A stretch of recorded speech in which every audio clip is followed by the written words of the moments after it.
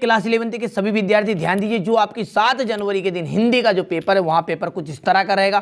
पूरे पेपर का सॉल्यूशन दूंगा, एक एक बातों को क्लियर करूंगा, 80 में से 80 नंबर लाने में काफी हद तक आपको ये मदद करेगा। ठीक है, छाती पर सांप लौटना का अर्थ है, ठीक है, इसका मतलब है ईर्ष्या करना। किसी से जब द्वेष होता है ना तो व्यक्ति के मन में तब ऐसा लगता है जैसे कि छाती पर सांप लौट गया। ठीक है, मियां नसरुद्दीन थे तो नान बाई। नरसी जीरो मायरो किसकी रचना है? ठीक है, नरसी जी जो मायरो है वह किनकी रचना है? तो ये है मीराबाई की। ठीक है, वहां लड़का गधा है, इसमें शब्द शक्ति है। ठीक है, लक्षणा, उसका लक्षण बता रहे हैं। ठीक है, यहाँ पर चंपा के पिताजी का नाम क्या था, क्या है? तो इसमें था सुंदर।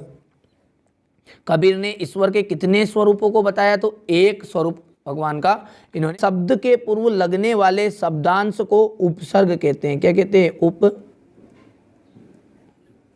कहते हैं। भारत शब्द रिक्त स्थान से बना हुआ है, गुरुमुखी, गुरुमुखी भाषा से। चित्रपट संगीत की विशेषता है अब कौन सी? चपलता। दुनिया सोती थी मगर दुनिया की जो जीभ जागती थी। क्या जागती थी? जीभ। एक बार शिव शंभू के, ठीक है, 2 गायें थी। कितनी हो जाएगी? 2 गायें। और जामुन का जो पेड़ है के नीचे दबे आदमी को दाल भात माली ने खिलाया था। किसने खिलाया था? माली ने। ठीक है, और सही जोड़िए अब क्वेश्चन नंबर 3 में। उस उपन्यास के जो सम्राट है, उपन्यास का सम्राट आप सब जानते हैं, मुंशी प्रेमचंद को उपन्यास का सम्राट की उपाधि दी गई है। तो यहाँ पर पहला हो गया शब्द शक्ति के प्रकार। ठीक है, यहाँ पर इसके प्रकार हो गए 3। ठीक है, देखिए एक बात यहाँ पर मैं क्लियर कर दूँ, आप निश्चिंत रहिए, हमारा जो मुख्य उद्देश्य यही है कि आप अच्छे अंक प्राप्त करें। मैं सारी चीज़ों की आपको हेल्प करूंगा, सारे नोट्स उपलब्ध कराऊंगा। ठीक है, जैसे आपकी अर्धवार्षिक परीक्षा खत्म होगी उसके बाद में हम वार्षिक परीक्षा की तैयारी में लगेंगे। ठीक है, अच्छे से जो पहले पिछले साल के पेपर होंगे और इंपॉर्टेंट क्वेश्चन होंगे सभी का सोल्यूशन दूंगा, नोट्स दूंगा एकदम फ्री।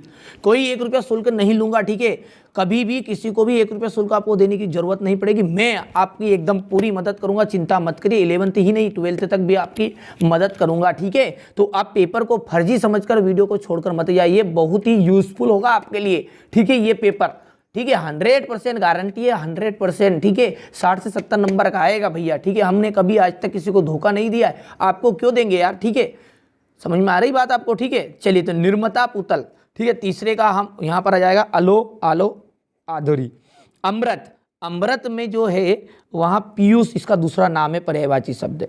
काव्यानंद को कहा जाता है, काव्यानंद ने जिसमें काव्य में आनंद उत्पन्न कर, तो वो थे रस। ठीक है, ये कहलाता आपका रस हो गया। और आचार्य, ठीक है, सॉरी, हाँ, आचार्य रामचंद्र शुक्ल। ठीक है, आचार्य रामचंद्र शुक्ल ने क्या कहा है? अलंकार जो है वो काव्य की आत्मा होते हैं, ये इन्होंने कहा। ठीक है भैया, चलिए अगला देखते हैं। एक वाक्य में उत्तर है, सबसे पहला छाप खाना कहाँ, कब और कहाँ खुला? ठीक है, तो भैया ये 1550 ईस्वी में खुला था। पहले तो ये बात याद रखिए, 1550 ईस्वी में। और कहाँ खुला था? गोवा में।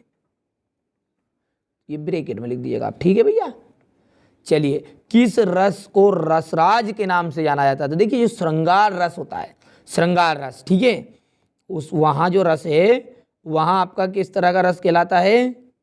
रसराज नाम से जाना जाता है, श्रृंगार रस।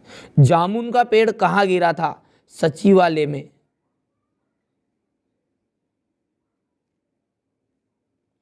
ज्ञान मार्गी शाखा के कवि है, तो ज्ञान मार्गी शाखा के कवि है कबीरदास। हिंदी में नाटक सम्राट किसे कहा जाता है? तो जे शंकर प्रसाद को। किसको कहा जाता है? जे शंकर प्रसाद। श्रृंगार परक की रचना, देखिए श्रृंगार परक रचनाओं में कौन सा गुण होता है? तो इसमें होता है माधुर्य गुण। कौन सा गुण होता है? माधुर्य गुण। अब देखिए यहां पर 7वां है, मियां नसरुद्दीन शब्द चित्र किस संग्रह से लिया गया है? ठीक है, तो यहाँ पर इसका आ जाएगा कृष्ण सोबती से, कृष्ण सोबती के हम, कृष्ण सोबती, पूरा नाम बहुत लंबा है, ठीक है, लिख देता हूँ आराम से, कृष्ण सोबती के हम, ठीक है। और हसमत नामक संग्रह, क्या लिखेंगे यहाँ पर, हसमत नामक, ठीक है। चलिए अगला है सत्य सत्य है। अग्नि का जो पर्यायवाची वह क्रसाणु है, ठीक है। तो अग्नि का जो पर्यायवाची क्रसाणु है, एकदम राइट बात होगी, सत्य बात है, ठीक है। चलिए तो यहां पर हम लिख देते इसे सत्य। तरण तरण में पुनर्वृत्ति प्रकाश अलंकार है, बिल्कुल सत्य हो गया। संचार शब्द की उत्पत्ति अचर धातु से हुई है, बिल्कुल गलत बात है, असत्य है।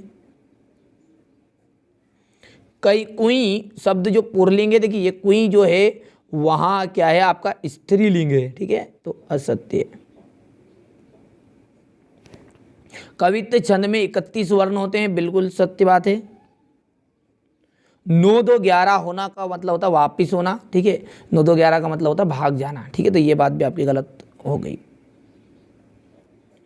ठीक है। चलिए आगे बढ़ते हैं। जन संचार के महत्वपूर्ण कार्यों को लिखिए, 2 नंबर का आएगा। खोज परख पत्रिका किसे कहते हैं, ठीक है। यहाँ पर देखिए क्वेश्चन नंबर 7 और 8 का स्क्रीनशॉट लीजिए। क्वेश्चन नंबर 9 में क्या है, देखिए कबीर ने ऐसा क्यों कहा है, जो संसार है, ठीक है, यहाँ पर संसार है, संसार जो है बोरा गया है। मीरा जगत को देखकर क्यों रोती है। छाया के कवियों के नाम और उनकी रचनाएं। वक्रोक्ति अलंकार किसे कहते हैं, उदाहरण देकर समझाइए। शैली किसे कहते हैं, शैली के प्रकारों के नाम बताइए। कहानी के तत्वों को संक्षिप्त में परिचय दीजिए। हिंदी में प्रकाशित होने वाले 3 समाचार पत्रों के नाम आपको बताने हैं, ठीक है। संचार के प्रमुख तत्व कौन कौन से लिखिए। राजभाषा किसे कहते हैं, उदाहरण देकर समझाना है। निम्नलिखित वाक्यांशों के लिए एक शब्द लिखना है, ठीक है। चलिए आगे बढ़ते हैं। जिसका कोई शत्रु ना हो, ठीक है, और जिस बड़ी कठिनाइयाँ से प्राप्त होने वाली, ठीक है भैया। कोई का मुंह छोटा क्यों रखा जाता है। एकांकी में और नाटक में अंतर। आत्मकथा किसे कहते हैं, उदाहरण देकर बताना है, ठीक है। कबीरदास अथवा दुष्यंत कुमार का साहित्यिक परिचय निम्नलिखित बिंदुओं के आधार पर देना। निपात शब्द किसे कहते हैं, उदाहरण देकर। प्रगतिवाद के कवियों के नाम और उनकी रचनाएं।